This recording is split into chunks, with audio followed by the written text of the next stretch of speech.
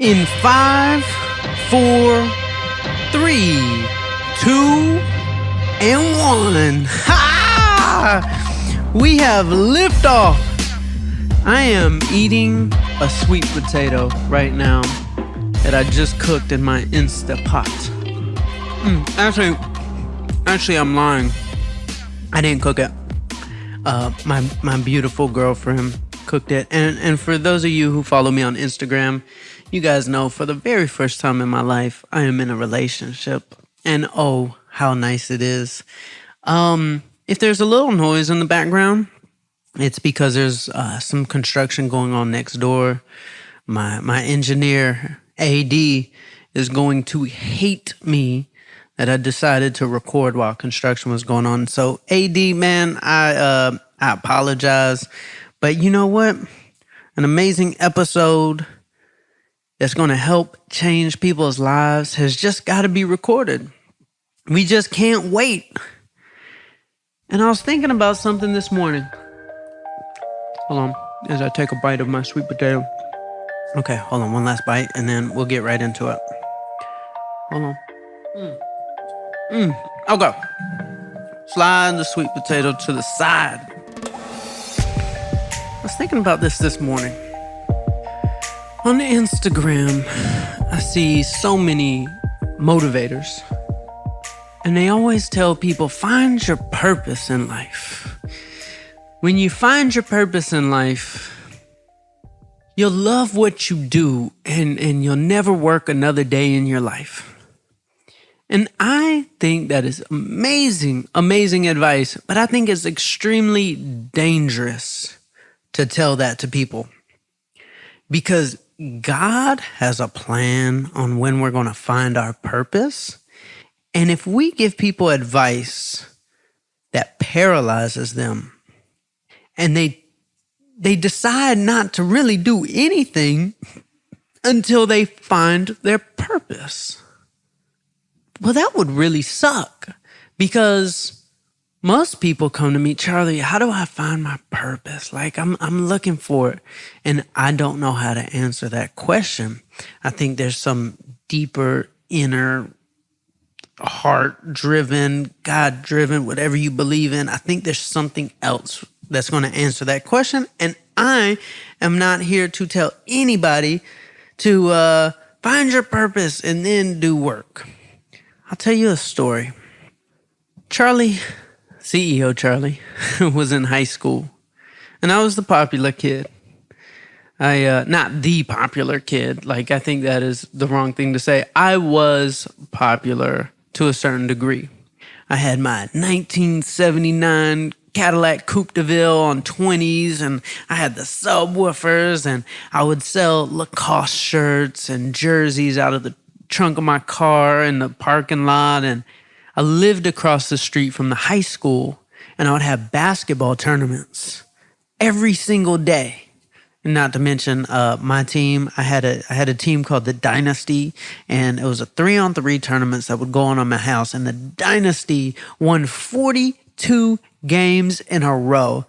Everybody was trying to assemble teams. And what was interesting about our team was I had 2 role players who were like big men, not exactly talented at basketball, and yet I was a shooter. So we just had this perfect chemistry. I think we were kind of like the San Antonio Spurs, like no superstar players, but it just worked together. And we were called the Dynasty, 42 games in a row. Anyways, I also had the recording studio in my bedroom. So after we'd get done with the basketball, we'd go in and record songs. Long story short, CEO Charlie had it popping in high school, and I loved basketball. It was my life, but I was always chubby and overweight. And I remember one day I was in the gym and I was shooting 3-pointers. And the reason why I was so good at shooting is because I was overweight. The people who were thin would do things like dribbling and dunking and doing all these layups, where I'm overweight and slow. So there's only one thing I can really practice, and that would be shooting. So I'd just shoot more shots than anybody over the course of my lifetime, and I got good at it. So there I am in the gym, Chamblee High School, beautiful gym. And the coach of the basketball team comes up to me and he says, Charlie, you got a shot. And that's exactly how Coach Burgess talks. He said, Charlie, you got a shot. And I said, Coach, man, I love basketball so much. And I know that tryouts are coming up in a couple months. And, it's not realistic for me to make the team. I really want to be a part of the basketball team, though. He said, if you want to be a part of the basketball team, you're going to have to be a manager. And I was like, sign me up. Sign me up, Coach Burgess. I'll be the water boy. And that's usually looked down upon in society. Like the water boy is somebody who is, like a servant to the cool people. But I wanted to flip the paradigm because I loved basketball more than anything. I got a varsity jacket. I'm sweeping the floors like a janitor at halftime. The gymnasium would be packed out. And there I am, CEO Charlie, sweeping the floors. And I would do it with pride. I wanted to show everybody that you can create a new stigma for something, a new identity, like a manager or water boy does not have to be looked down upon. And I took that as an opportunity to take pride. Now, yes, I'm being a servant. Yes, I'm doing the job nobody else wants to do. But that gave me the opportunity to be in the locker room and give the motivational speeches. And it gave me an opportunity to show everybody in the crowd that, yes, you can do a menial task with pride and make it cool. And then I started selling vacuum cleaners. Now, that's like a job, I wanted to make more money. So selling vacuum cleaners made more money than selling, clothing at school. I could knock on somebody's door, and try to convince them to buy a $2,000 vacuum cleaner. Walk away with like $400. Now, in society, people really, really look down upon vacuum cleaner salesmen. Like when they knock on your door, they're going to ask for money. Can I come in? Like, no, I'm not trying to buy anything. And it's just kind of looked down upon. But my family had been selling vacuum cleaners since 1952. My grandfather sold vacuum cleaners. My dad sold vacuum cleaners. My mom sold vacuum cleaners. And I wanted to sell them too. Was that my purpose in life? If I had listened to the advice of somebody and said, find your purpose and you'll never work a day in your life. No, because I didn't know my purpose. But I wanted to pick something and be excellent at it. And this repeated a couple more times. When I got older, I became a cameraman. That is the most menial job. Now, being a cameraman my purpose? Absolutely not. Then when I got into management, I remember my mentors would tell me, Charlie, like, you have to be the manager. Like, stop looking like a cameraman. You got to look like a manager so they respect you. And I had a friend of mine named Els. He said, Charlie, don't worry about what those old guys are saying. You don't need to be known as the manager. You need to be known as the guy who gets shit done, period. And I said, you're right, man. Like, being a manager, carrying a camera looks stupid. But is being a manager even my purpose? Is being a cameraman my purpose? Absolutely not. But I'm trying to be excellent at everything I do because I know deep down in my heart it's going to add up to something way, way bigger. And then, magically, through the most difficult time in my life, my purpose came.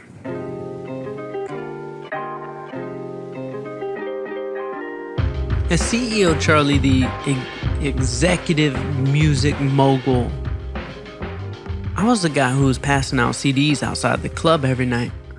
And I remember a big radio DJ in Atlanta came up to me and said, Charlie, why are you passing out CDs? You're the executive. I said, man, Me running this play is going to guarantee my success. Why would I not want to do the thing that's going to make me successful? Why would I put that in somebody else's hand? Why would I hire a street team to do this? Because that street team member might not say that right thing when they're handing the CD, because people, when they're walking out of the club, they're drunk. But I'm going to say the right thing. And I'm also going to leave a memory in everybody's head that, wow, I remember when Charlie would stand outside the club. So I'm living a great story. I want to give people those stories that they can tell. So I'm willing to do what other people aren't willing to do. But yes, some people would be confused by it at the beginning because it doesn't seem right. It doesn't seem like the popular kids should be sweeping the floor. It doesn't seem like CEO Charlie, who's got an online business, should go sell vacuums. It doesn't seem like this successful guy should be a cameraman getting paid $100 a week doing the menial task. It doesn't seem like the manager of big recording artists should be standing outside the club. I wanted to take pride in everything I did, period. And when my purpose came, when I dug deep down into my heart in the darkest time of my life, when I'm 305 pounds and a brain tumor, and I said, why was I put on this earth, God? I've been through so much. I've lived 3 lifetimes. And when God brought me into the space of inspiring and helping people, it now made sense. I know how to treat people right, no matter where they're at in life, because I was sweeping the floors like a janitor. I was handing water to the successful people. In high school, I was a manager. Well, what did I become later on in life? A manager, somebody of servitude. I learned that early on. I was willing to do what other people weren't because I wanted to be excellent no matter what it was. Even if it wasn't my purpose, I wanted to be excellent. And then when I started selling vacuum cleaners, it taught me how to sell. It taught me how to let go of my ego. It taught me how to knock on doors and it taught me how to be told no over and over. But if I was sitting around waiting for my purpose, would I have ever done that? And then I picked up a cameraman, which is the least glamorous job in the entertainment industry. And I got paid $100 a week. But that taught me how to tell stories. The editor of the video is the storyteller. He has to edit it in order to go viral. He has to edit it a certain way that puts the story in, that's entertaining. That's what taught me how to tell stories. So later on in life, when I found my purpose, I'll be able to tell stories well because stories are what affects people. One of my biggest problems with motivational speaking events is that you see this amazing person on the stage and they hype you up. They hype you up and you feel like the man. You're feeling like the man.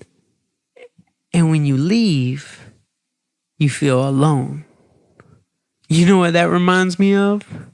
That reminds me of a strip club. You pay all this money to go feel like the man.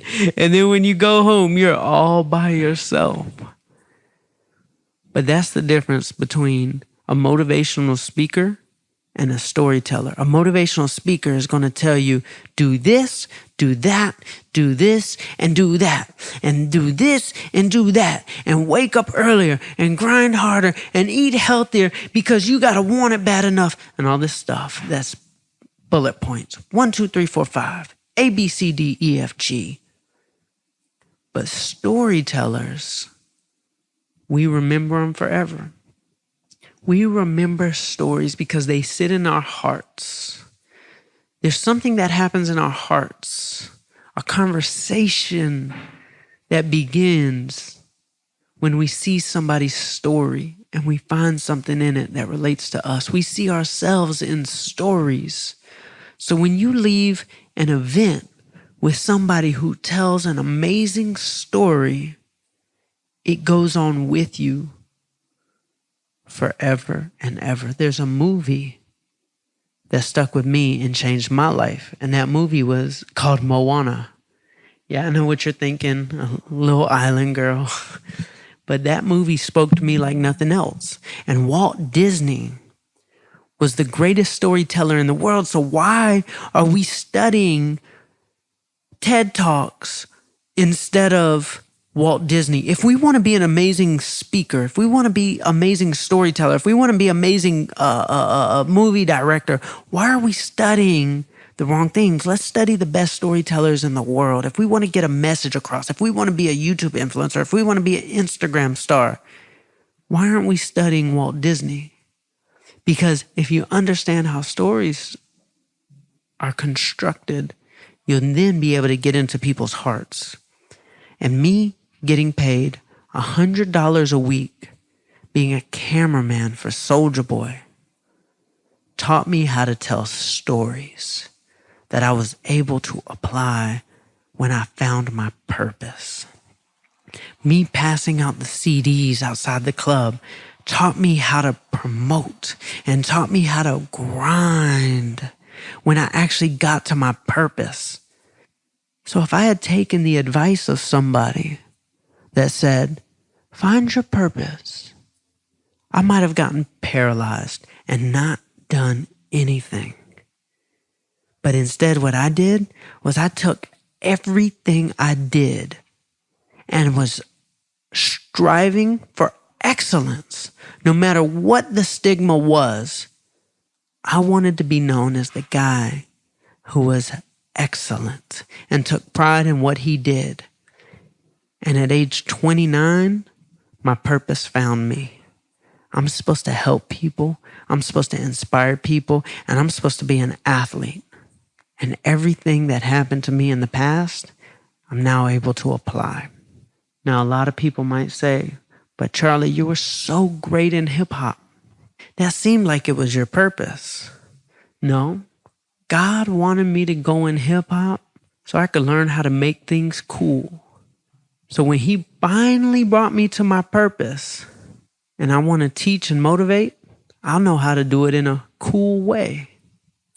My advice to everybody is, yes, one day you're going to find your purpose, but I'm guessing you're going to find it through the similar path I did. I recommend not to be paralyzed. Don't sit around and wait, or don't do something because it's not what you envisioned for your life. Go sell those vacuum cleaners. Go be that cameraman. Go pass out those CDs and go sweep that floor.